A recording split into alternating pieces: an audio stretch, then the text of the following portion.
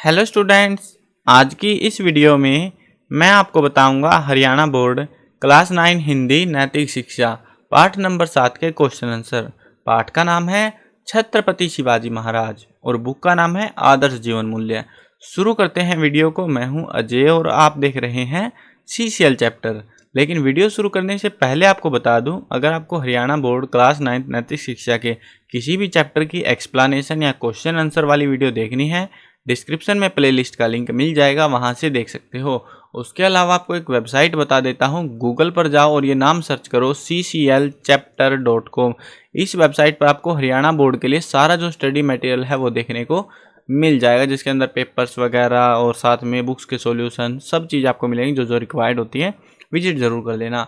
अब शुरू करते हैं क्वेश्चंस को। जो भी क्वेश्चन इंपॉर्टेंट रहेंगे, ये चैप्टर आपका एग्जाम के पर्सपेक्टिव से काफ़ी इंपॉर्टेंट है। इस चैप्टर से एग्जाम में आपको क्वेश्चन देखने को पक्का एक क्वेश्चन जरूर मिलेगा, तो इस चैप्टर को बिल्कुल अच्छे से याद करते हुए चलना आपको, ठीक है।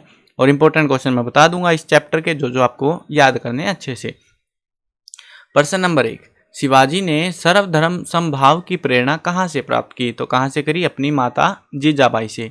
प्रश्न नंबर 2, शिवाजी के व्यक्तित्व निर्माण में उनकी मां की क्या भूमिका थी? इंपॉर्टेंट मार्क कर लेना क्वेश्चन को। शिवाजी की माता जीजाबाई अपने पुत्र शिवाजी को रामायण और महाभारत की अनेक कथाएं सुनाया करती थी। उनकी मां ने उन्हें सभी धर्मों का आदर करना सिखाया। इसीलिए शिवाजी भी माता और भवानी माँ को छोड़कर किसी के सामने अपना मस्तक नहीं झुकाता था। तो ऐसा कैरेक्टर उन्होंने उसका बिल्ड किया था। अगला प्रश्न देखते हैं। पाठ के किस प्रसंग से पता चलता है कि शिवाजी बचपन से ही निर्भीक और साहसी थे? मोस्ट इंपोर्टेंट क्वेश्चन है इस चैप्टर का, जो कि जिसके चांसेस सबसे ज़्यादा हैं आने के एग्जाम में। एक बार शाहजी बालक शिवाजी को बीजापुर के बादशाह के दरबार में ले गए। शाहजी ने बालक शिवाजी से कहा, तुम बादशाह को झुककर सलाम करो। पर शिवाजी ने ना तो सलाम किया और ना झुककर नम्रता प्रकट की।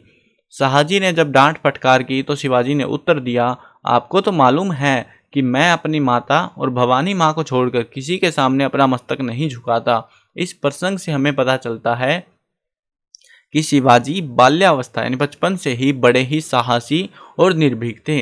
अगला क्वेश्चन देखते हैं। औरंगजेब की कैद से मुक्त होने के लिए शिवाजी ने क्या उपाय किया?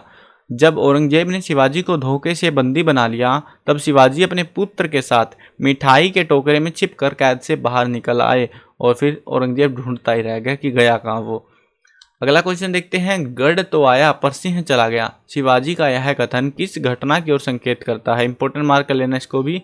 कोंढाना के दुर्ग को जीतना काफी कठिन था, पर मां की इच्छा थी। शिवाजी ने शीघ्र ही तानाजी को कोंढाना के दुर्ग पर आक्रमण करने का आदेश दे दिया। तानाजी ने दुर्ग पर अधिकार तो कर लिया, पर उन्हें अपने प्राणों की आहुति देनी पड़ी। इस पर शिवाजी ने बड़े ही दुख के साथ कहा, गढ़ तो आया पर सिंह चला गया। और उसके बाद उस जगह का नाम सिंहगढ़ ही पड़ गया था। अगला क्वेश्चन देखते हैं। शिवाजी का राज्याभिषेक कब और किस प्रकार हुआ? ये भी इंपॉर्टेंट क्वेश्चन रहेगा आपका। देखो, मैंने आपको बताया कि चैप्टर इंपॉर्टेंट आपका, ठीक है। इसमें से क्वेश्चन आएगा ही आएगा, और इस टाइप के क्वेश्चन जो मैं हाईलाइट कर रहा हूँ इनको अच्छे से कर लेना है। शिवाजी का राज्याभिषेक 6 जून 1674 को हिंदू रीति के अनुसार हुआ। उन्होंने छत्र धारण किया और हाथी पर सवार होकर, जैसे एक राजा जाता है ना, आपने देखा होगा नाटक वाटकों में, वैसा सा कुछ सिनेरियो था। छत्र धारण किया और हाथी पर सवार होकर अपने दल बल के साथ रायगढ़ के रास्ते में जुलूस निकाला। आगे 2 हाथियों के ऊपर 2 झंडे थे, जिनमें एक भगवा झंडा था जो उनके गुरु रामदास के गेरवे वस्त्र का टुकड़ा था। तो इस प्रकार से उनका राज्याभिषेक हुआ था। मध्यकालीन भारत के उदार हृदय शासकों की सूची बनाओ और उनके प्रेरणादायी कार्यों का या प्रसंगों की चर्चा करो। आपको बनानी है सूची। उस समय मध्यकालीन भारत में जो भी राजा थे जिन्होंने काफ़ी योगदान दिया देश हित में, तो उनके बारे में आपको ढूंढना है, पता लगाना है। नहीं पता लगाना कोई बात नहीं, आप ब्लैंक छोड़ सकते हो क्वेश्चन को। अगला क्वेश्चन देखते हैं। शिवाजी के जीवन से हमें क्या प्रेरणा मिलती है? ये इंपॉर्टेंट हो सकता है, बट इसके चांसेस थोड़े से कम रहेंगे, ठीक है। शिवाजी के जीवन से हमें यह प्रेरणा मिलती है कि हमें सभी धर्मों का समान रूप से आदर करना चाहिए और कभी भी लालच नहीं करना चाहिए। हमेशा अपने लोगों का साथ देना चाहिए। मध्यकालीन शासकों में शिवाजी की क्या विशिष्टता दृष्टिगोचर यानी दिखाई पड़ती है? मध्यकालीन शासकों के समय शिवाजी ने अनेक लड़ाइयों में विजय प्राप्त करी। उन्होंने मुगलों को महाराष्ट्र से निकालकर स्वतंत्र राज्य की स्थापना की। वास्तव में भारत के नक्शे में महाराष्ट्र ही एक ऐसा राज्य था जो औरंगजेब के शासनकाल में स्वतंत्र हो गया था। इसका श्रेय शिवाजी को ही जाता है। अगला क्वेश्चन देखते हैं, अपने गुरु की झोली में सारा राज्य लिख कर डालने से शिवाजी का क्या मनोभाव प्रकट होता है। इंपॉर्टेंट मार्क कर लेना इसको भी। अपने गुरु की झोली में सारा राज्य लिख कर डालने से शिवाजी का यह भाव प्रकट होता है कि उनके लिए राजपाट महत्वपूर्ण नहीं है, उनके लिए उनके गुरु बहुत अधिक आदरणीय हैं। ऐसे वीर योद्धाओं की सूची बनाओ जिन्होंने मातृभूमि की आज़ादी के लिए संघर्ष किया।